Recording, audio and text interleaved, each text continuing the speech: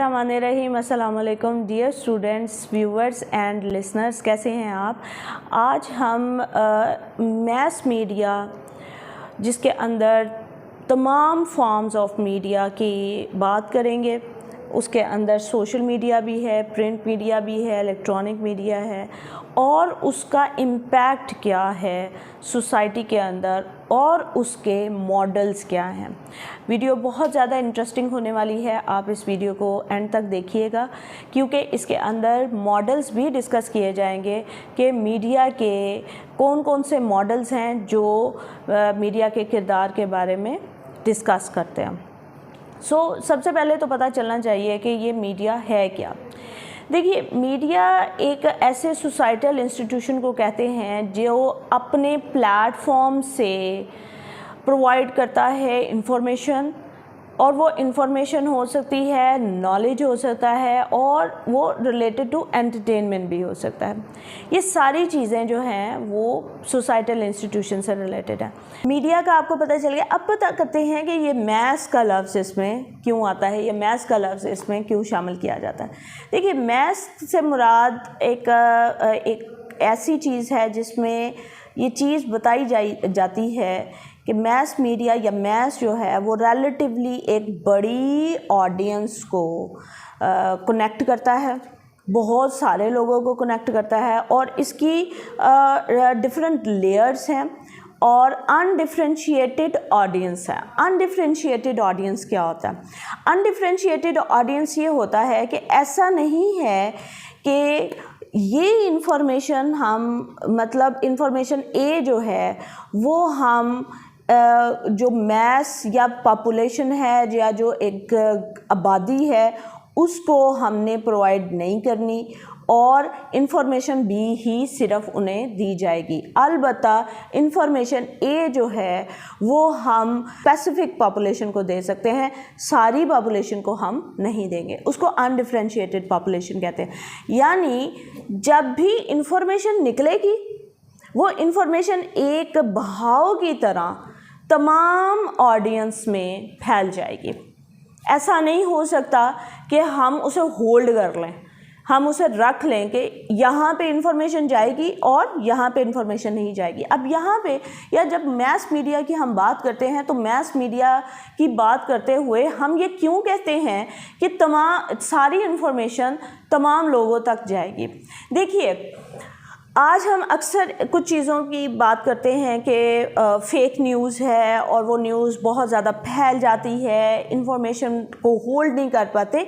इसका यह मतलब है, आप देखिए कि आप इंफॉर्मेशन की डिसेमिनेशन जो है वो चूँकि पूरी आबादी की तरफ हो रही होती है, सबकी तरफ जा रही होती है, इस वजह से हम कहते हैं कि इंफॉर्मेशन जो है उसका फ़्लो, उसका बहाव इतना ज़्यादा है।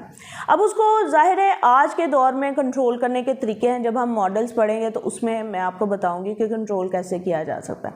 लेकिन आप एक चीज़ देखिए जो हमें सोच में ले आती है कि आज हमारे पास इंफॉर्मेशन चेक करने के भी तरीक़ेकार हैं। हम एक इंसान हमें न्यूज़ के नाम पे जो चीज़ बता रहा है हम उसको कई और ज़राए से चेक कर सकते हैं। लेकिन आप सोचिए कि जब हिस्ट्री लिखी जाया करती थी, जब बादशाह ने अपने दरबार में लोगों को इस बात के ऊपर अपॉइंट किया होता था कि आपका काम ये है कि मेरे जो फ़ैसले हैं या मेरे दरबारियों के बारे में, मेरी हुकूमत के बारे में आप हिस्ट्री लिखें। तो दो ही तरह की हिस्ट्री प्रोड्यूस ज़्यादातर हुआ करती थी। एक वो जो दरबार में बैठ के हिस्ट्री लिखा करते थे बादशाह के बारे में और बादशाह की प्रेजिंग के बारे में ज़्यादातर होती थी, और एक वो जो मुखालफ में होते थे, जो बादशाह को नापसंद किया करते थे और वो थोड़ा खुफिया अंदाज में हिस्ट्री के बारे में लिख रहे थे। तो जो चंक था या जो, ऐसा नहीं है कि हिस्ट्री को आप कहें कि बिल्कुल ही इन दो एंड्स पे है, यानी हिस्ट्री लिखी जा रही है हमेशा की तरह बाइस्ड लिखी जा रही है, ऐसा नहीं है। यानी मुखालफत और सिर्फ हिमायत नहीं है, बल्कि हिस्ट्री जो है उसमें बहुत थोड़े ही सही लेकिन लोग मौजूद थे जो अनबाइस्ड भी लिखा करते थे। पॉलिटिकल हिस्ट्री, मजहबी हिस्ट्री और इकोनॉमिक हिस्ट्री, ये सारी हिस्ट्रीज़ जो हैं वो लिखी जाया करती थी। बट फिर भी एक चीज़ जहन में आती है कि उस वक़्त तो चेक था ही नहीं, उस वक़्त तो कुछ लोगों के हाथ में ये सारी चीज़ें थी जिन्होंने ये सब चीज़ें लिखा करते थे और कंपाइल किया करते थे। एनी हाउ, तो मैथ्स का मतलब ये है कि आपने इंफॉर्मेशन जब इस प्लेटफॉर्म पे आ गई, जो मैंने आपको मीडिया का प्लेटफॉर्म बताया है, जब इस प्लेटफॉर्म पे आ गई तो फिर आप उसको ये नहीं कर सकते कि इन लोगों को आपने भेजना है और इन लोगों को ये इंफॉर्मेशन नहीं देनी। बट इसके अंदर भी ये चीज़ मौजूद है कि आज मॉडर्न टेक्नोलॉजीज़ को यूज़ करके आप फिर भी इसको रोक सकते हैं। जैसे चाइना के अंदर, इंडिया के अंदर भी है, पाकिस्तान के अंदर भी है, बहुत सारे मुल्कों ने बहुत सारी चीज़ों के ऊपर बैन किया हुआ है। बहुत सारी चीज़ों के ऊपर बात करना भी मना है। जो सोशल मीडिया प्लेटफॉर्म्स हैं, ट्विटर हो गया, फेसबुक हो गया या यूट्यूब हो गया, उनके एल्गोरिदम के ज़रिए कंट्रोल किया जाता है। टिकटॉक पे कंट्रोल किया जाता है। ज़रूरी नहीं कि जो चीज़ एक ऑडियंस देख रही है वो पूरी दुनिया ही देख रही हो, ये कोई ज़रूरी नहीं है। एल्गोरिदम के ज़रिए आप इसको कंट्रोल कर सकते हैं। हाँ, जब एक कंट्रोल्ड इन्वायरमेंट में रहते हुए आप एक मुल्क की बात करते हैं तो उस मुल्क में इंफॉर्मेशन एक दफ़ा डिसेमिनेट हो जाती है। इसकी डेफिनेशन या थ्योरेटिकली यही है कि आपने तमाम लोगों को इंफॉर्मेशन डिस्ट्रीब्यूट करनी है और वो इससे फ़ायदा उठाएंगे, फैज़याब होंगे।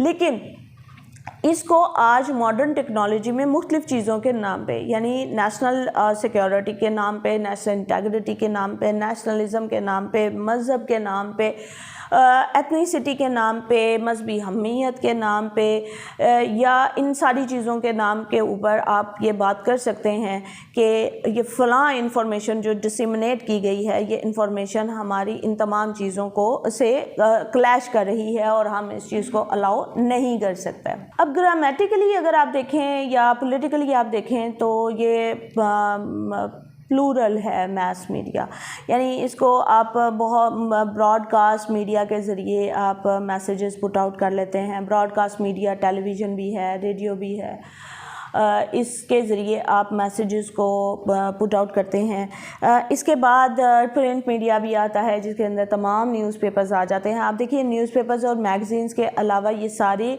न्यूज़पेपर्स एंड मैगज़ीन्स आपको आपके पास वेबसाइट्स में भी मौजूद हैं, यानी ई न्यूज़पेपर्स भी मौजूद है। इलेक्ट्रॉनिकली जो न्यूज़पेपर्स हैं वो भी आपको नज़र आते हैं। तो अब हम मॉडल्स की तरफ जाते हैं। सबसे पहला और इम्पॉर्टेंट मॉडल है प्लूरलिस्ट मॉडल। प्लूरलिस्ट मॉडल कहता है कि जितनी भी डिबेट्स हैं, पॉलिटिकल व्यूज़ हैं, वो डिबेट की जानी चाहिए। जो भी पॉलिटिकल व्यूज़ हैं, जो भी जिस किस्म की सियासत के ऊपर हर तरह की बात को डिबेटेबल बनाया जाना चाहिए। और उनका मानना ये है कि इस तरह से हम आवाम के अंदर अवेयरनेस क्रिएट करते हैं और वो अवेयरनेस अल्टीमेटली फ़ायदा किस चीज़ का होता है, डेमोक्रेसी का फ़ायदा होता है, वो स्ट्रेंथन होती है। अच्छा जी, दूसरा मॉडल है और वो है मार्केट मॉडल। अब मार्केट मॉडल कहता है कि मीडिया के हाथ में कुछ भी नहीं है, मीडिया कुछ कर नहीं सकता। हाँ, अलबत्ता मीडिया अगर कुछ कर सकता है तो वो ये कर सकता है कि वो आवाम के जितने भी प्रेजुडिसेस हैं या उनकी जो चॉइसेस हैं वो ही रिप्रेजेंट कर सकता है और इसके अलावा मीडिया के पास कोई इख्तियार नहीं है। अगला मॉडल है elite values model. Elite values model कहता है कि मीडिया का काम सिर्फ ये है कि वो मुख्तलिफ ग्रुप्स के जो वैल्यूज़ हैं, जो आइडियाज़ हैं, व्यूज़ हैं, उनको रिप्रेजेंट करता है और जो भी वो कहते हैं वो उसको आगे फॉरवर्ड करता है और उसकी तशहीर करता है। ये सारा काम किसका होता है? ये मीडिया का काम होता है। अब इस सिलसिले में उनका कहना ये है कि ये सब कुछ करते हुए वो चूँकि ये एक लिबरल पॉइंट ऑफ व्यू है, लिबरल इंटेलेक्चुअल्स का है, तो वो ये कहते हैं कि वो कि हर तरह के प्रोफेशनल्स इसके अंदर शामिल हैं, लिबरल इंटेलेक्चुअल्स शामिल है, मिडिल क्लास शामिल है और कंजर्वेटिव्स भी शामिल हैं। यानी ये सब जो हैं इनके व्यूज़ की रिप्रेजेंटेशन होती है through media. Last but not the least model है और वो है डोमिनेंट आइडियोलॉजी मॉडल। अब ये मॉडल एक्सप्लेन करते हुए आपको ऐसा लगेगा जैसे कुछ सुना सुना लग रहा है। देखिए, ये मॉडल कहता है कि मीडिया का काम सिर्फ ये है कि वो एलीट क्लास को फेवर दे, वो कैपिटलिस्ट क्लास को फेवर दे, और इस क्लास को फेवर देते हुए वो ये नहीं देखते कि मिडिल क्लास क्या कह रही है, पुअर क्लास क्या कह रही है। और इसके साथ साथ मीडिया को सिर्फ पावरफुल मीडिया हाउसेस से भी फ़र्क पड़ता है, यानी वो कभी भी अपने और अपनी तरह के पावरफुल मीडिया हाउसेस के ऊपर कोई बात नहीं आने देंगे। ठीक है।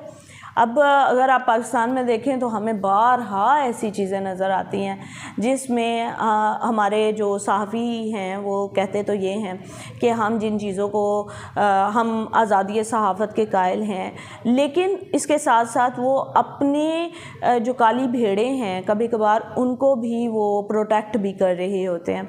और मीडिया हाउसेस, जो स्ट्रॉन्ग मीडिया हाउसेस हैं, वो मैनिपुलेटिव भी होते हैं, पूरी दुनिया में होते हैं।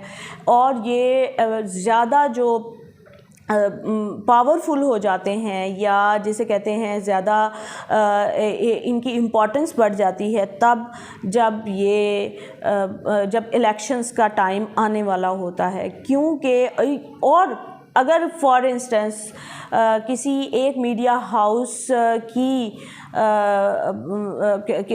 पार्टी या जिसको वो सपोर्ट करते हैं वो हुकूमत में आ जाते हैं तो वो उसकी कोई नेगेटिव बात नहीं करेंगे, यानी जिसे हम चेक एंड बैलेंस कहते हैं, ऐसा कुछ भी नहीं करेंगे, बल्कि हमेशा कहेंगे कि सब अच्छा है, सब अच्छे की रिपोर्ट ही देंगे।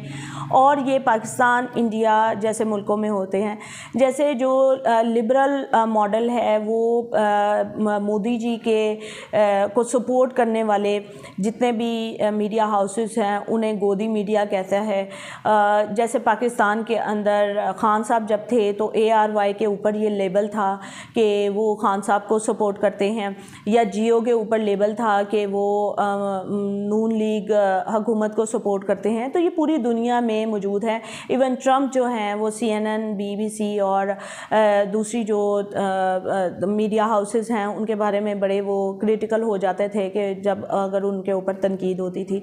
तो जो डोमिनेंट आइडियोलॉजी ग्रुप है वो तो ये कहते हैं कि मीडिया हाउसेस अमीर लोगों को, कैपिटलिस्ट लोगों को और उसके साथ साथ अपने जो मीडिया हाउसेस है, अपने जैसे जो मीडिया हाउसेस है उनके ऊपर कोई आंच नहीं आने देगा। मेरा ख्याल है आपको बड़े अच्छे से अंदाज़ा हो गया होगा कि मीडिया और mess media, electronic, print media, ये सब क्या है और इनकी इम्पोर्टेंस क्या है। आज 2023 में इनके ऊपर चेक्स एंड बैलेंसेस किस तरीके से लग सकती है, किस तरह से लगाए जाते हैं, किस तरह से रोक लगाया जाता है, किस तरह से इंफॉर्मेशन को डिसेमिनेट करने से रोका और डिसेमिनेट किया भी जाता है। Thank you.